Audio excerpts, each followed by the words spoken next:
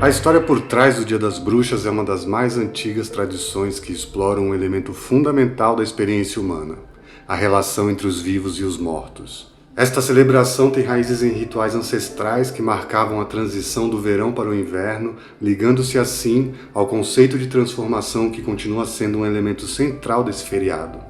Diversas civilizações ao longo da história criaram diferentes formas de rituais voltados para entender o que ocorre com as pessoas após a morte, para onde elas vão e como os vivos devem homenagear aqueles que faleceram ou lidar com os mortos que parecem reticentes ou incapazes de seguir adiante. Atualmente, em todo o mundo existem celebrações do Dia das Bruxas de várias maneiras, como o Dia dos Mortos no México e o Dia da Varredura de Tumbas na China. A observância moderna do Dia das Bruxas, particularmente nos Estados Unidos e no Canadá, onde essa tradição é mais popular, tem suas raízes nessa tradição antiga, embora alguns aspectos do feriado tenham evoluído recentemente e possam ser rastreados até o antigo festival celta de Samain. Ao longo dos anos, grupos cristãos frequentemente tentaram estigmatizar e criticar a celebração, muitas vezes erroneamente, afirmando que Samain era o deus celta dos mortos e o Dia das Bruxas sua festa. Essa falsa afirmação se originou com Charles Vallancey, um engenheiro britânico do século XVIII que escreveu sobre o festival de Samain com um entendimento limitado da cultura e da língua. Essa interpretação equivocada foi repetida sem questionamentos desde então. Na realidade, foi a própria Igreja que preservou a tradição de Samain no Ocidente ao cristianizá-la no século IX, abrindo caminho para a transformação de uma tradição religiosa pagã do norte da Europa em um feriado secular de alcance mundial. Hoje, o Dia das Bruxas é um dos feriados mais populares e comercialmente lucrativos do mundo, atrás apenas do Natal.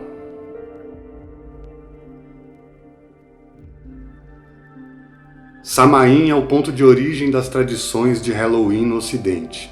Remontando a milhares de anos como o Festival Celta de Ano Novo, o nome Samain se traduz como fim do verão, marcando o encerramento da estação de colheita e o início do inverno. Os celtas acreditavam que nesse período o véu entre os mundos dos vivos e dos mortos se tornava mais tênue, permitindo que os falecidos retornassem e vagassem por onde costumavam habitar. Além disso, aqueles que haviam falecido no ano anterior e por alguma razão ainda não haviam encontrado a paz, poderiam fazê-lo durante esse tempo, interagindo com os vivos para se despedir. Os detalhes dos rituais do antigo Samain são escassos, em parte devido à cristianização do festival pela Igreja, como ocorreu com muitos rituais pagãos.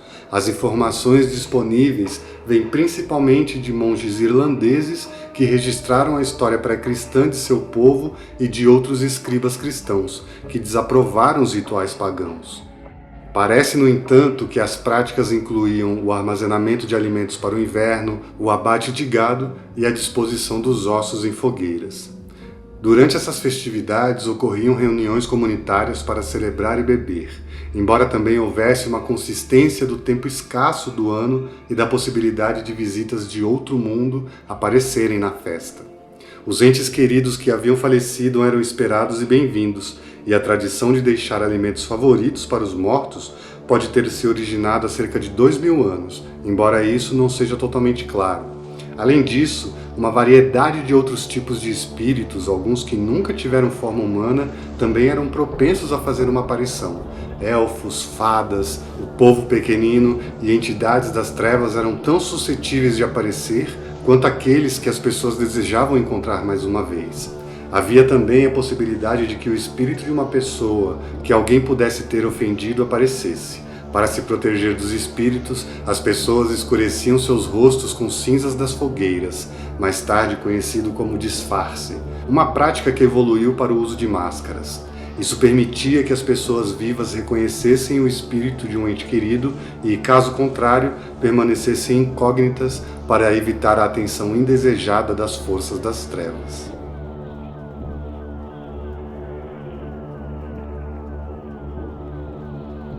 A incorporação de rituais no Festival do Samain é um processo de longa data, cuja origem exatamente permanece desconhecida, mas é provável que já estivesse em prática quando o cristianismo chegou à Irlanda no século V.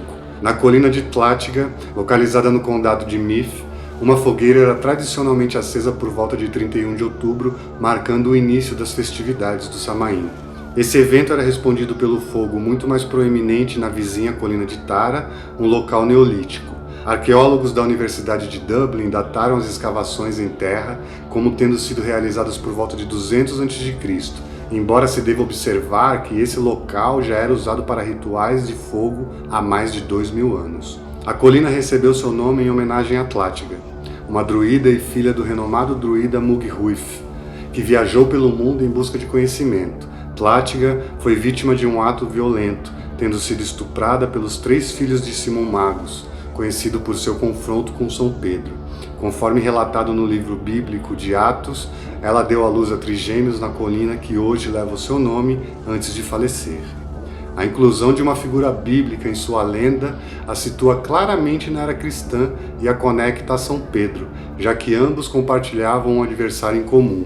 Acredita-se que a história de Tlátiga, como muitas lendas celtas, foi adaptada para o cristianismo após a chegada de São Patrício à Irlanda, incorporando o episódio do estupro pelos filhos de Simão Magus a uma narrativa pré-existente. A cristianização de símbolos pagãos, templos, festivais, lendas e iconografia religiosa é um fenômeno amplamente reconhecido, e o Festival do Samain não é uma exceção a essa prática. No século VII, o Papa Bonifácio IV designou o dia 13 de maio como o Dia de Todos os Santos, um feriado dedicado a homenagear os santos que não possuíam seu próprio dia de celebração.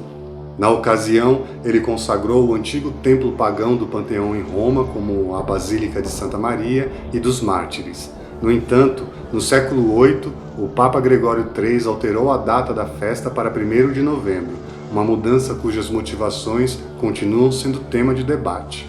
Alguns estudiosos argumentam que essa mudança foi deliberada, com o objetivo de cristianizar o Samain, transformando-o na véspera de Todos os Santos. Essa suposição parece plausível, dado que o movimento segue o padrão cristão de reapropriar elementos pagãos como uma estratégia para facilitar a conversão de uma determinada população. Antes da cristianização, o 13 de maio marcava o último dia do Festival Romano da Lemúria, que tinha o propósito de apaziguar os espíritos inquietos dos mortos. Esse festival se originou a partir de 2 observâncias realizadas no início do ano: Parentália, que homenageava os espíritos ancestrais, realizada de 13 a 21 de fevereiro, e a Ferália, que honrava os entes queridos falecidos, celebrada em 21 de fevereiro.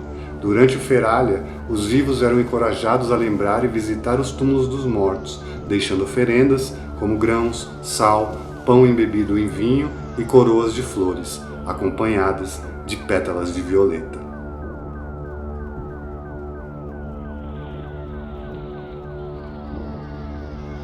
Assim como aconteceu com festivais como Parentália, Ferália, Lemúria e muitos outros, o Samain também passou por mudanças em seu significado.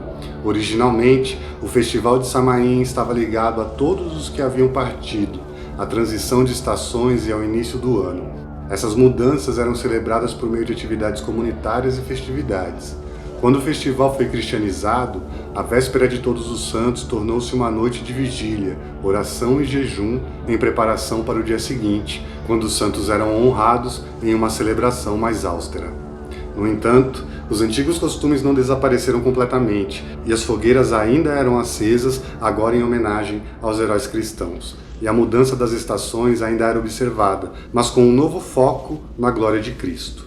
Muitos dos rituais que acompanharam essa nova interpretação do festival se perderam ao longo do tempo, mas no século XVI a prática das almas ganhou destaque. Os pobres das vilas e cidades batiam de porta em porta pedindo um bolo de almas, também conhecido como bolo de missa de almas, em troca de suas orações. Essa tradição teria começado como uma resposta à crença no purgatório, onde se acreditava que uma alma permanecia em tormento a menos que fosse redimida por orações e muitas vezes por doações à igreja.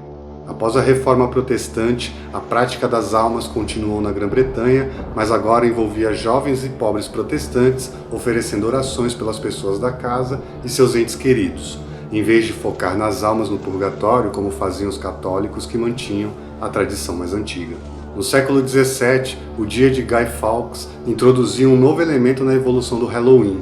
Em 5 de novembro de 1605, um grupo de católicos dissidentes tentou assassinar o rei protestante Jaime I da Grã-Bretanha, na conspiração da pólvora.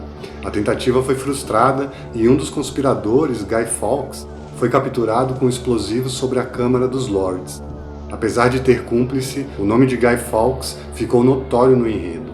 O dia de Guy Fawkes passou a ser celebrado pelos protestantes da Grã-Bretanha como uma vitória sobre o papado, e o 5 de novembro se tornou uma ocasião para sermões antipapistas e, em alguns dos casos, ataques a residências e estabelecimentos católicos. Embora oficialmente o governo afirmasse que era uma celebração da providência que havia poupado o rei, na noite de Guy Fawkes eram acesas fogueiras e figuras impopulares, muitas vezes representando o Papa, eram enforcadas em efígie, enquanto as pessoas celebravam, bebiam e soltavam fogos de artifício.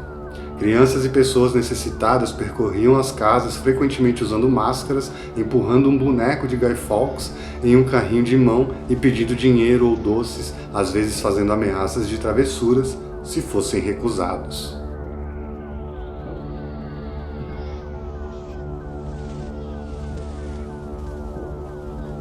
Com a chegada dos britânicos à América do Norte, essas tradições foram transportadas para o Novo Mundo. Os puritanos da Nova Inglaterra, conhecidos por sua recusa em celebrar feriados associados a crenças pagãs, como o Natal e a Páscoa, mantiveram a observância do dia de Guy Fawkes, em 5 de novembro, como um meio de reforçar sua alegada superioridade moral sobre os católicos. A celebração de Guy Fawkes perdurou até a Revolução Americana, que ocorreu entre 1775 e 1783. Os rituais do Samaim chegaram aos Estados Unidos em um momento posterior, menos de um século depois, juntamente com a migração dos irlandeses durante a Grande Fome da Batata, que ocorreu entre 1845 e 1849. Os imigrantes irlandeses, em sua maioria católicos, trouxeram consigo a tradição de observar a véspera de Todos os Santos, o Dia de Todos os Santos e o Dia de Finados, além da prática de Samhain. No entanto, esses festivais foram gradualmente enriquecidos com elementos folclóricos, como a lanterna de abóbora, popularmente conhecida como Jack-o'-lantern. A origem do Jack-o'-lantern está vinculada a uma lenda popular irlandesa que conta a história de Sting Jack, um indivíduo astuto e trapaceiro que enganou o diabo, resultando em sua exclusão do inferno. No entanto, devido à sua vida pecaminosa, Jack não pôde entrar no céu. Após sua morte, a lenda narra que Jack vagou pelo mundo carregando uma pequena lanterna feita de um nabo, com uma brasa ardente do inferno para iluminar o seu caminho. Alguns estudiosos acreditam que essa lenda pode ter evoluído a partir da observação de gases inflamáveis em pântanos e regiões pantanosas que brilhavam durante a noite. Na véspera de Todos os Santos, os irlandeses costumavam esculpir nabos, esculpindo rostos neles e inserindo uma vela dentro. Essas lanternas, conhecidas como Jack-o'-lanterns, serviam como proteção contra espíritos, incluindo o próprio Sting Jack, enquanto as pessoas saíam para ao mar durante a noite, quando se acreditava que o véu entre os vivos e os mortos estava mais tênue. Os elementos essenciais do Halloween, como a prática de Samhain e o uso do Jack-o'-lanterns, estavam agora estabelecidos. Com o tempo, a abóbora substituiu o nabo como a escolha preferida para esculpir as lanternas devido à sua maior facilidade de escultura.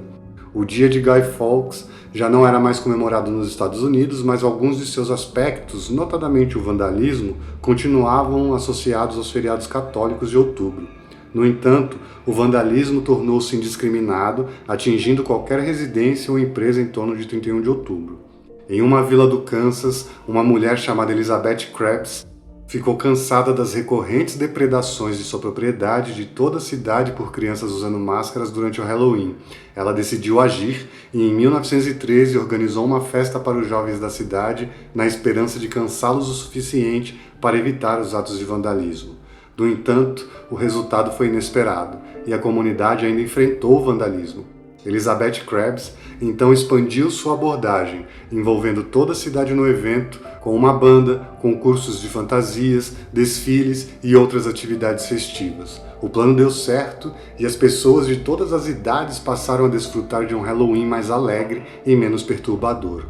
A notícia de seu sucesso logo se espalhou para outras cidades, que adotaram um modelo semelhante e estabeleceram festivais de Halloween que incluíam concursos de fantasias, desfile, música, comida, dança e, é claro, doces. Tudo acompanhado por decorações assustadoras de fantasmas e duendes.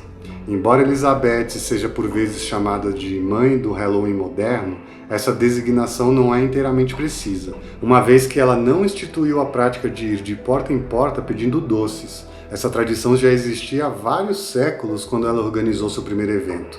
No entanto, a visão original de Elizabeth certamente influenciou a forma como as pessoas nos Estados Unidos celebram o Halloween. O Halloween Frolic do Kansas ainda é comemorado anualmente, junto com muitos festivais semelhantes que foram inspirados por seu exemplo. No entanto, a ideia de usar a festa como uma distração para prevenir a destruição não foi adotada uniformemente em todo o país. Na década de 1920, a chamada Noite da Travessura havia se tornado um problema sério, não apenas nos Estados Unidos, mas também no Canadá. Não está claro como a prática de destruir a propriedade das pessoas na noite de 31 de outubro se transformou na tradição de ir de porta em porta pedindo doces em troca de não causar estragos em casas e empresas. Essa prática estava bem estabelecida no Canadá em 1927, quando um artigo de jornal em Black, Alberta, no Canadá, relatou crianças indo de porta em porta dessa maneira e mencionou a frase doçura ou travessura pela primeira vez na imprensa. As crianças recebiam doces e assim a propriedade dos donos da casa eram poupadas dos danos. Essa tradição se manteve na América do Norte ao longo dos anos 1930, interrompida brevemente pela Segunda Guerra Mundial devido à escassez de açúcar, que reduziu drasticamente o suprimento de doces. A prática foi retomada no final da década de 1940 e o conceito familiar de hoje em dia do Halloween se originou nos anos de 1950. Com o tempo, o Halloween passou a ser associado principalmente a celebrações voltadas para a comunidade e a juventude, sem vinculações religiosas ou tradicionais específicas. Tornou-se um evento secular focado principalmente em crianças e também se revelou lucrativo para empresas que oferecem doces e decorações, bem como para a indústria do entretenimento que produz filmes, programas de TV e livros com temas paranormais para a ocasião.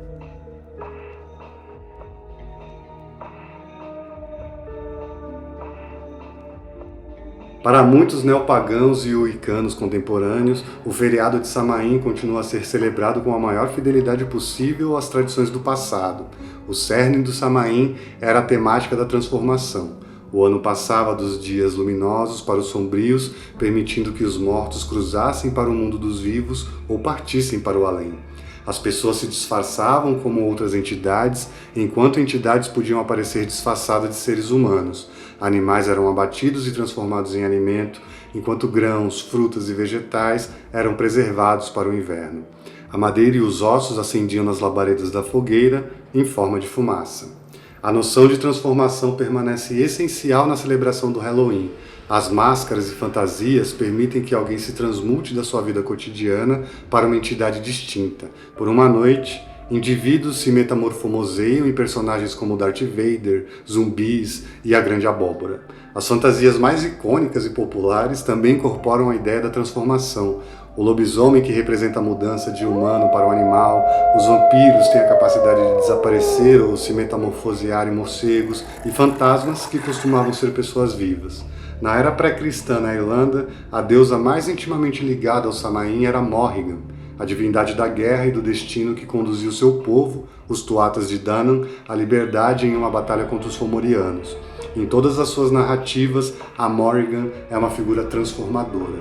Em um épico irlandês, a Cath Maige Tuired, ela altera o destino de seu povo, permitindo que eles se tornem senhores de seu próprio destino, em vez de serem subjugados por forças adversas. A transformação pode ser assustadora, mas também inspiradora. Os mitos do lobisomem surgiram devido ao medo de ataques de animais, e os vampiros podem representar o receio de encontros perturbadores com os mortos. No entanto, nesses contos e muitos outros, a capacidade humana de confrontar e derrotar a ameaça monstruosa é evidente, capacitando as pessoas a reconhecer a sua própria coragem diante de situações perigosas. As máscaras e tradições atuais do Halloween refletem esse tema fundamental, tocando em aspectos essenciais da experiência humana e das antigas celebrações de Samaim. As fantasias usadas pelas pessoas expressam medos e esperanças da mesma maneira que as máscaras eram usadas no passado para afastar os espíritos e influências indesejadas, enquanto antecipavam alegres reencontros com os entes queridos. Muitas fantasias representam o medo universal da morte e do desconhecido, mas pelo menos por uma noite, o indivíduo se torna aquilo que normalmente temeria, transformando esse temor em algo controlável. Em seu nível mais básico, o Halloween é, ou pode ser, um símbolo de esperança prevalecendo sobre o medo, tal como era provavelmente para os antigos celtas no Samaim, milhares de anos atrás. E esse foi o nosso especial do Halloween, trazendo um pouco sobre a questão histórica e de como essa festividade se tornou tão popular nos dias de hoje. Espero que vocês tenham gostado, e se gostaram, não deixe de curtir, compartilhar esse vídeo, se inscrever no nosso canal para ajudar o nosso trabalho. Nos vemos numa próxima civilização, pessoal. Evoé!